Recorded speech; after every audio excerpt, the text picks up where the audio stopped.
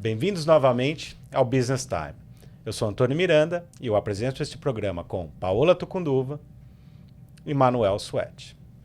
O assunto de hoje, pessoal, é um assunto muito importante para todo brasileiro que vive, empreende, faz negócios aqui nos Estados Unidos, que é o Census 2020. Então, não perca esse programa, muito importante para você, empreendedor, saber quantos brasileiros vivem aqui e como a gente pode ser mais bem representado.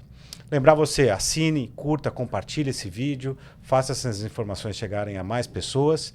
E também lembrar você para buscar, tanto aqui nos Estados Unidos como no Brasil, a revista do Guia Brasil América. Ela é gratuita, está distribuída em diversos pontos de brasileiros no Brasil e nos Estados Unidos. Hoje nós temos o prazer de receber uma pessoa muito importante na comunidade empresarial brasileira, a Mônica Ribeiro. A Mônica, que é vice-presidente do Bank United, um banco muito importante aqui nos Estados Unidos, e ela também foi presidente do Brazilian Business Group e da Câmara de Comércio de Pompano Beach, Margate e Lighthouse Point. Mas hoje ela está aqui para falar de uma outra atuação dela, também voluntária, que ela está como presidente do Comitê Brasileiro do Census 2020. Mônica, muito obrigado por estar aqui. Nós vamos falar muito sobre a importância do census e por que os amigos do canal têm que responder o census, todo brasileiro aqui tem que responder, mas eu queria que você nos explicasse como é que surgiu essa oportunidade, esse convite de você ser a presidente do Comitê Brasileiro do Census 2020. Obrigada, Antônio, Manuel, e a todos os ouvintes. É um prazer estar aqui falar do Census. Esse convite surgiu do meu trabalho, que foi feito em 2010, há 10 anos atrás, que foi o último Census, um trabalho voluntário, onde pediram que eu pudesse ajudar a conscientizar e educar a nossa comunidade brasileira. Fiz esse trabalho, infelizmente a participação da comunidade brasileira não foi satisfatória e eu tenho certeza que isso vai mudar agora em 2020.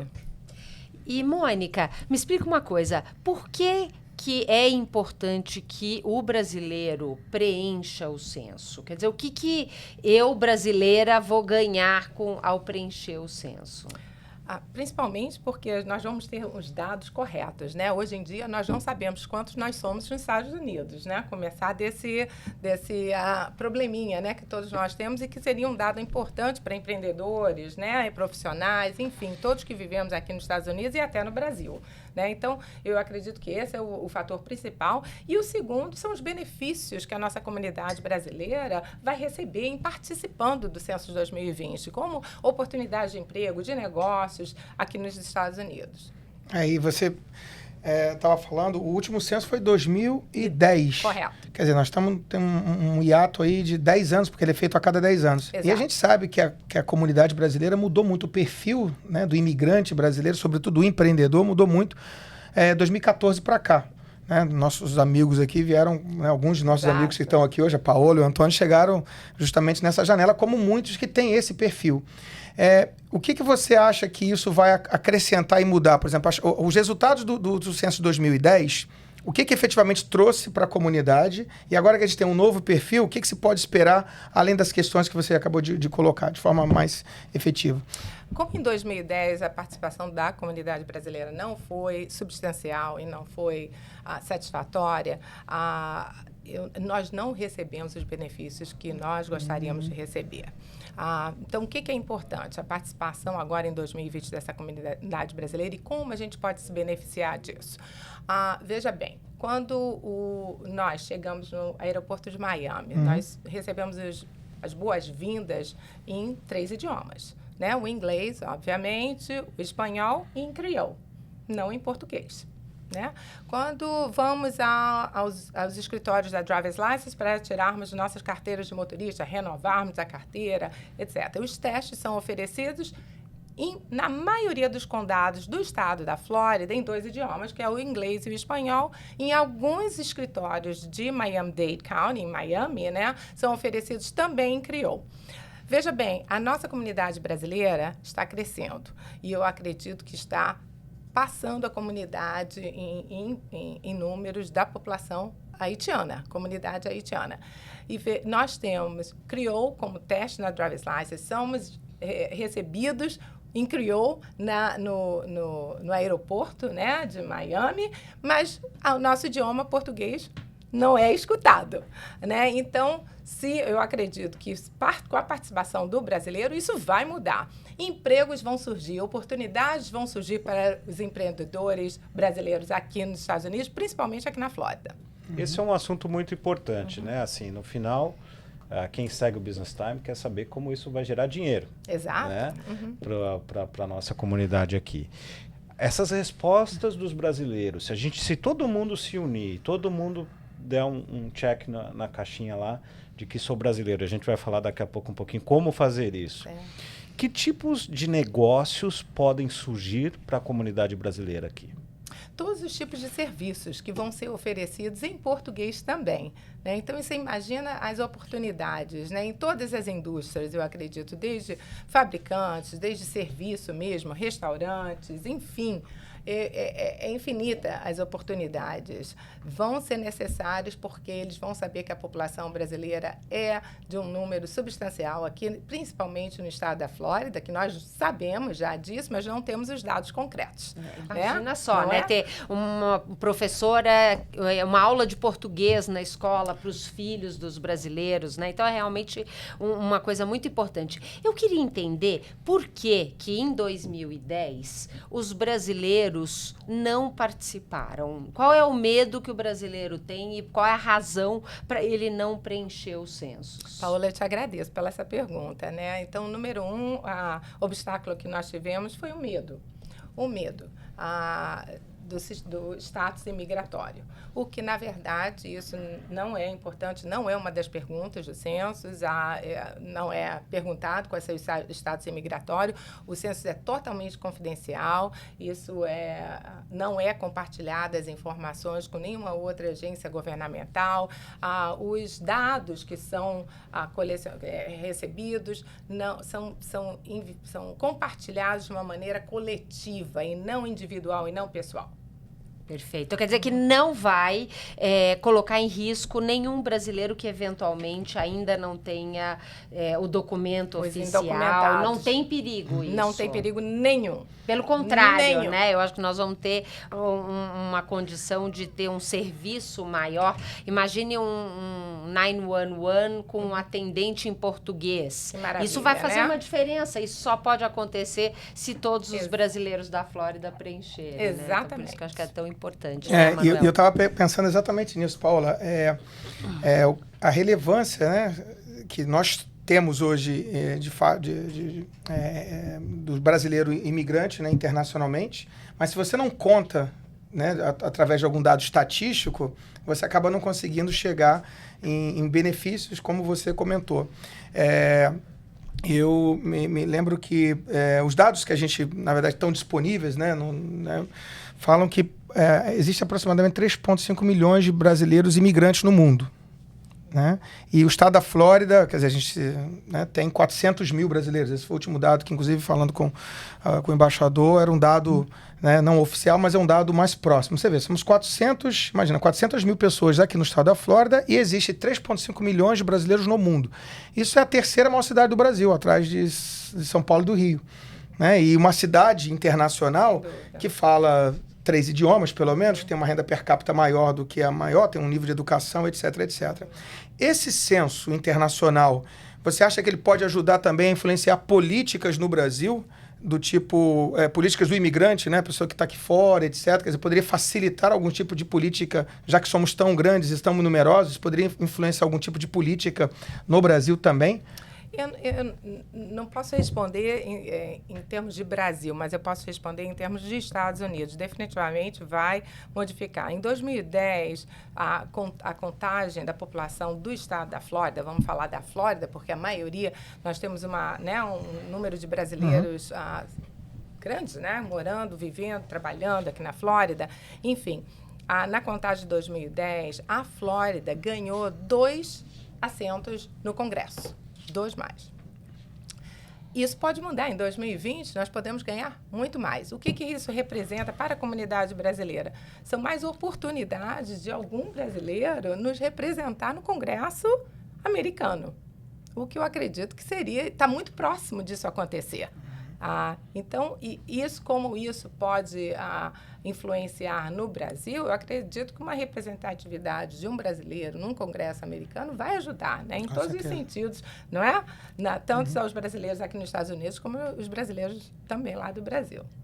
E essa presença dos brasileiros na Flórida tem sido percebida, inclusive um dos senadores aqui da Flórida, o Marco Rubio, escreveu recentemente uma carta para o presidente Trump falando da importância da comunidade brasileira aqui e do quão importante é os Estados Unidos se esforçarem em manter uma boa relação com o Brasil. Sim. Só Mas- para complementar, desculpa, o que o Manuel falou dos dados de 2010, qualquer pessoa entrar no website, né, do Census 2000, do Census, tem dados importantíssimos para empreendedores, porque queiram fazer seus business plans, né, seus planos de negócios, dados importantíssimos. Nós precisamos atualizá-los. E da maneira que a gente pode atualizar é participando do Census 2020. Exato. Mas uma das coisas que eu acho que preocupa muito as pessoas, e recentemente você esteve lá no Conselho de Cidadãos aqui da Flórida, do Consulado Brasileiro, e teve uma pessoa que comentou uma coisa ali no Facebook a respeito desse sentimento do Trump ser ante os imigrantes. O brasileiro que está aqui indocumentado, que são muitos, pessoas trabalhadoras, pessoas guerreiras, mas que não têm um documento. Eles podem ter certeza absoluta de que esses dados não vão ser utilizados contra eles de alguma forma? Podem, sem dúvida. Isso está na Constituição americana. Esses dados não podem ser compartilhados. Eles só vão ser compartilhados a cada 72 anos. Então, você imagina você, daqui a 72 anos, quantos anos você... seus dados assim são permitidos ser compartilhados. Então, daqui a 72 anos, a cada 72 anos após o census. Então, informação pessoal sua.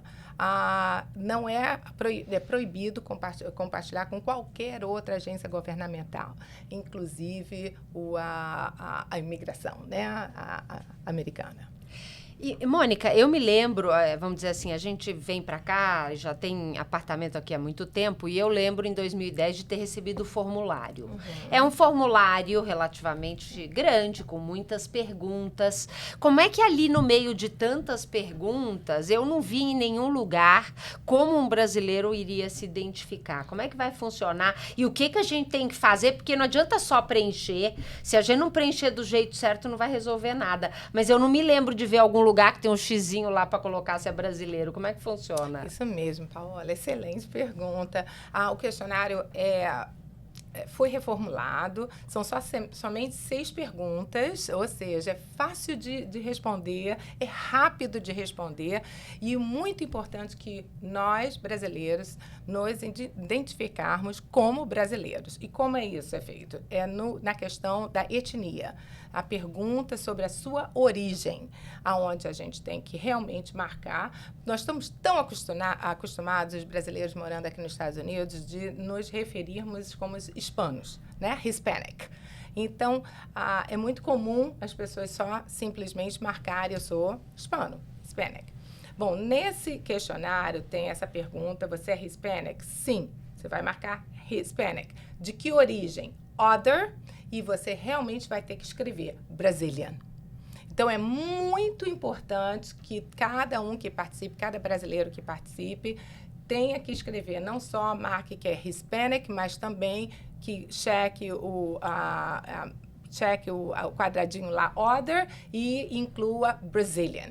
Só para complementar isso, a origem e não a sua raça. Tem uma outra pergunta sobre a raça. Que é a raça? É a sua aparência física. Eu sou branco, eu sou negro, eu sou índio, enfim. Mas é a origem do qual que a gente tem que realmente marcar que é brasileiro. Eu tenho 3 filhos. Vou dar um exemplo. Todos 3 nasceram nos Estados Unidos, tá? Então, são americanos. Eles, quando preencherem o questionário do census, eles vão marcar que eles são Hispanic, Other, de origem brasileira.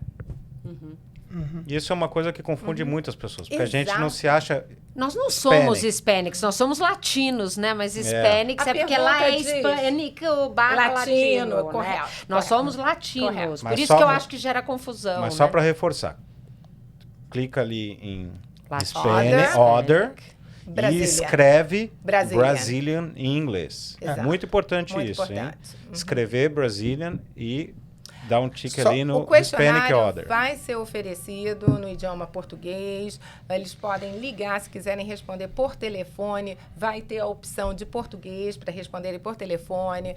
Pode responder pela internet, online. E o questionário você pode pedir, solicitar que venha um questionário em português. Ah, tá. Agora você tocou num ponto aí, o Antônio falou de um, porque nós estamos no país do primeiro mundo, os Estados Unidos, e a gente está falando de questionário em papel ainda. Assim, então, existe um questionário online que a gente pode responder. Quem quiser fazer por telefone, pode responder 6 perguntas apenas por aqui, né? Pode. Porque senão a gente vai ter uma adesão baixíssima. Imagina quem que vai preencher Não. papel, A né? expectativa dos censos é que a grande maioria da população responda online. Online, né? Exatamente. Mas a gente entende que tem Claro, pessoas que não se sentem confortável utilizar, né, hoje em dia o telefone ou o computador e que querem ou fazer por telefone ou por papel, né? Ou por questionário em papel. Então é oferecido o questionário é oferecido em 52 idiomas e por telefone em 12 idiomas e online também. Então, Que bom. E eu estava pensando que a Paola comentou sobre como é que a gente faz o Spanish, né? É um causa e efeito, né? Porque o fato da gente não ter sido relevante nos últimos anos, o nome brasileiro não está lá. É isso mesmo? É Porque isso mesmo. a gente tem que ficar se justificando de ser um espanhol, mas eu sou aqui brasileiro, né? E se a gente continuar respondendo Spanish, né? A gente vai continuar não sendo ouvido. Então, eu acho que esse dado, para mim, é um dos mais importantes aqui. Tem que escrever lá, sou brasileiro. É isso? Isso Muito mesmo. bom. A hora é agora. 2020. Vamos fazer a diferença. Que bom. Eu tive a oportunidade de assistir uma palestra de, inclusive, uma brasileira que é funcionária dos censos e ela mostrou um mapeamento, a quantidade de informações importantíssima para o mundo dos negócios, perfil da população, nível renda média dos lares, que não vem só dos censos, vem de uma série de pesquisas. Eu queria saber se isso é acessível a qualquer pessoa e se é gratuito. Essas informações, onde eu encontro, porque realmente é um mapeamento de dar inveja em qualquer país. Sem dúvida. É gratuito e qualquer um tem acesso. É só entrar no website do Census, sem dúvida nenhuma. Tem dados importantíssimos. Eu recomendo a todo empreendedor entrar no website do Census e tem dados de todos, da cidade, do condado, do estado, do país, enfim. Do bairro, né? O perfil, o número, língua que as pessoas falam nas casas, né? O site é census.gov? É census.gov, exatamente. E é interessante a gente trazendo essa conversa para a importância disso para o empreendedor, né, que é o que a gente fala muito aqui. Os Estados Unidos é um país onde você tem acesso à informação e as informações estão disponíveis, né? Os sistemas são muito interligados. A Paola citou algo que para mim é fundamental. Você está trazendo tua empresa para cá, quero ver aonde eu estou colocando minha empresa, como é que eu vou vender, né? E você pode ter essa informação lá. Porém, me lembro que acho que você mesmo participou, né? O guia do empreendedor brasileiro, que foi lançado no finalzinho de 2014, ele estava ainda constando com as informações do censo de 2010. E a gente sabe que o perfil, como eu falei aqui no início, mudou bastante. Né? Esse censo, então, vai também ajudar a gente, por exemplo, a ter um guia de empreendedorismo muito mais atualizado, com negócios que estão muito mais vigentes hoje aqui, não é isso? Sem dúvida, com dados mais atualizados, né? E que possa ajudar a comunidade brasileira em geral. Né? O próprio empreendedor para buscar informações de como é que ele pode ter mais êxito no negócio dele, porque ele está lidando com dados estatísticos, que são dados demográficos, dados, né, de comportamento, etc, etc. Então, acho que está a dica aí. Eu estava lendo aqui, Antônio, e tem tanta informação, tanta dúvida. Você não acha que a gente poderia fazer um mito ou verdade com a Mônica aqui para a gente com certeza. Tirar umas dúvidas básicas aí, o pessoal... Com certeza. Mas antes do mito ou verdade, dá um dado muito importante aqui. O Census, ele define como o governo gasta um orçamento de 675 bilhões de dólares. Exatamente. E isso é o que faz a diferença. A gente sabe que aqui, por exemplo, aqui no sul da Flórida, tem 2 ou 3 escolas apenas que oferecem português como uma opção de idioma, e nós, como pais aqui, ficamos muito preocupados com essa questão, né? Um dado muito importante que as pessoas não podem esquecer é de colocar os filhos também As crianças nos censos, devem ser contadas, têm que ser contadas. Isso é um problema grande que aconteceu em 2010 também. Famílias não deixaram de contar suas crianças, seus filhos, né? Eles pensam que são só os adultos que participam do censo. Todos. Um bebê de um dia tem que ser contado, tem que participar.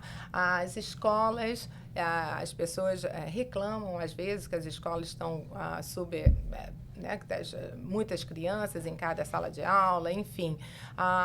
As crianças têm que ser contadas para as próprias saberem, né, quantas crianças esperar em cada escola. Ou até construir mais escolas, se for o caso, né, a necessidade. Eu vejo que esse é um problema, né? Eu moro em Sunny Isles, que é um bairro que tem muito brasileiro, muito russo, algumas pessoas com casa de férias, e a escola é mal dimensionada. Aumentou o número de moradores, porque muita gente que era turista resolveu mudar e está morando aqui, e a escola ficou pequena. Então, acho que esse é um grande desafio. Mas só uma dúvida. Quer dizer que a criança vai ter que entrar lá e preencher um formulário, ou é um formulário por endereço e o pai ou a mãe vai preencher para todos? Excelente. É um formulário por endereço. Então, não importa se a família estiver morando, amigos que não sejam parentes, sejam roommate, como chamam, né? Ou até pessoas que não sejam do seu parentesco, né? Devem ser contados. Então, são 6 perguntas, mas são 6 perguntas para cada pessoa. Para cada pessoa, tem que ser respondido para cada indivíduo do seu household, da sua casa. Enfim, então, se você tem 8 pessoas morando na sua casa, você responde as 6 perguntas para cada uma das 8 pessoas. Basta uma pessoa responder para todas. E é importante colocar o fato que, se você não responder, alguém vai responder por você. E pode ser até o seu vizinho. Porque como assim? Dia 1º de abril, vão começar a chegar os convites nas suas casas e pedindo para você participar, ou que seja, online, né, pela internet ou por telefone, ou você pode solicitar o seu questionário para ser enviado pelo correio. Enfim, se você não responder até o final de abril, então isso vai começar um processo e tal, eles vão enviar pessoas para baterem nas portas para solicitar a participação. Se você não... Ninguém gosta de ninguém batendo na sua porta, né? Então, vamos participar antes disso, né?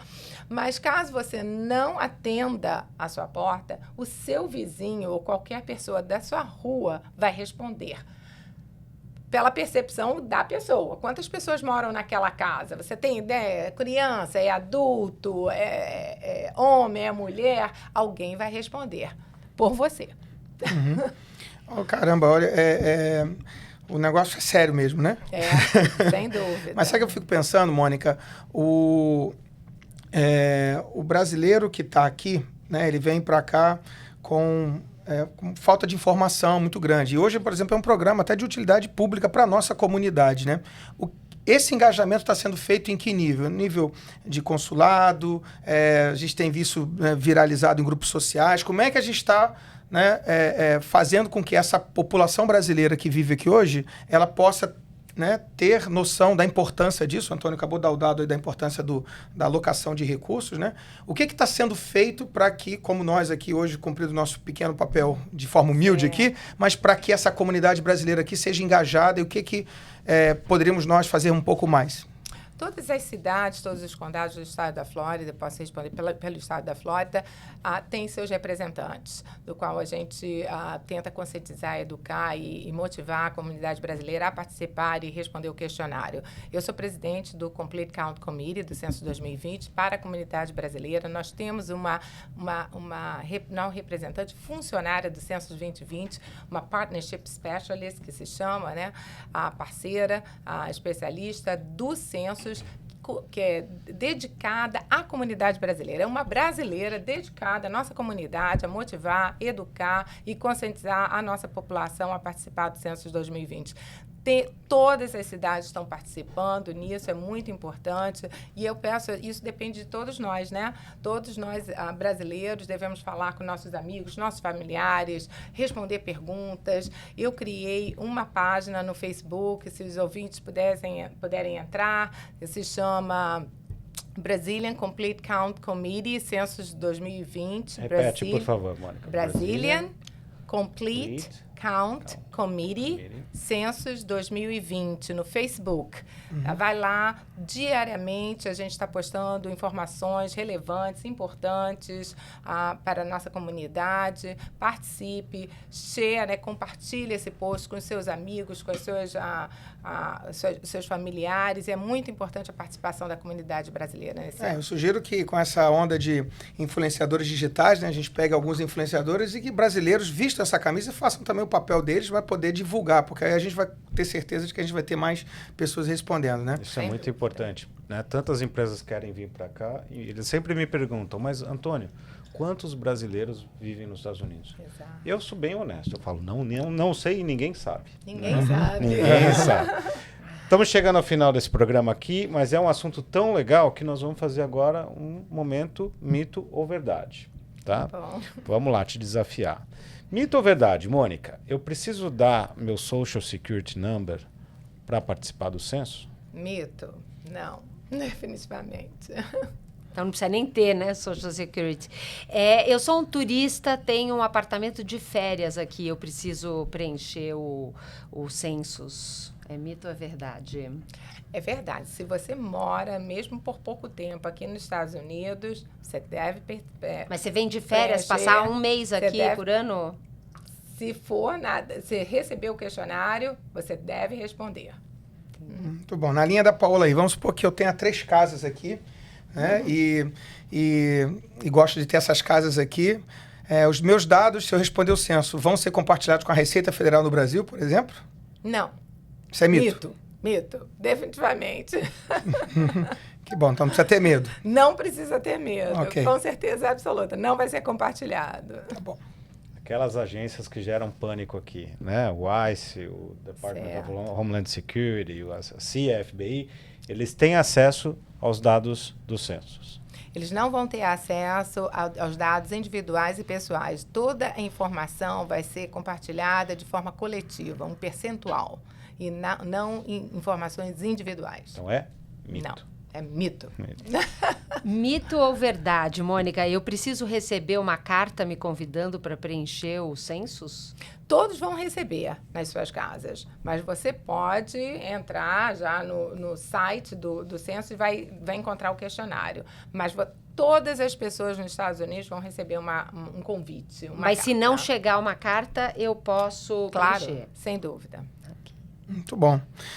Mito ou verdade, Mônica? O censo demora muito para responder? Não, mito. Porque todo mundo dá essa desculpa, né? Não vou preencher, passo depois. Rápido, fácil e muito importante. Mas é importante dizer brasileiro lá, não é isso? Sem dúvida. Muito bom. Brasília. Mito ou verdade? O dia do censo dos Estados Unidos é o mesmo dia da mentira, 1º de abril? É isso, é verdade. 1º de abril. 1º de abril. A gente está chegando ao final desse programa importantíssimo aqui, né, para toda a nossa comunidade empresarial. A gente precisa saber quantos brasileiros vivem nos Estados Unidos. Essa é uma grande incógnita. A gente perde muita oportunidade, tantos negócios poderiam ser feitos, quantos brasileiros poderiam ser contratados para atender a gente em português. Isso. E eu queria que você desse uma última mensagem aqui, bem positiva, para a gente poder, todo mundo, fazer um grande esforço e responder ao censo 2020. Quero pedir à comunidade brasileira, a todos os brasileiros que moram nos Estados Unidos, que participem do Censo 2020. O benefício é enorme para a nossa comunidade, a hora é agora, participe, não tenha medo, é totalmente confidencial e é muito importante, isso vai mudar a nossa comunidade. Vamos fazer a diferença. Sabe uma coisa que eu acho importante, Antônio? Os Estados Unidos, ele é um país de dados, informações, de pesquisa. Isso está na cultura americana. E eu me lembro lá no Brasil de ter uma certa inveja, porque no Brasil a gente tem dificuldade de encontrar as informações. E eu acho que por isso não faz parte da cultura do brasileiro o comprometimento para gerar estas informações. Porque um país, ele só pode ter informação se a sua população traz essa informação. Então, eu acho importante a gente pedir aqui uma mudança de mentalidade, de cultura da nossa comunidade brasileira, entendendo a importância de participar de um movimento como esse, para que a gente faça parte das estatísticas que já existem nesse país, né? Excelente. Mônica, mesmo. muito obrigado pela sua presença hoje. Obrigada a Você, vocês. que é um exemplo aqui de voluntariado na nossa comunidade, participa de tanta coisa, eu não sei de onde você tira tanto tempo para ser tão bem sucedida e doar tanto o seu tempo em Obrigada. prol da comunidade brasileira. Obrigada, Paula, foi um prazer. obrigado.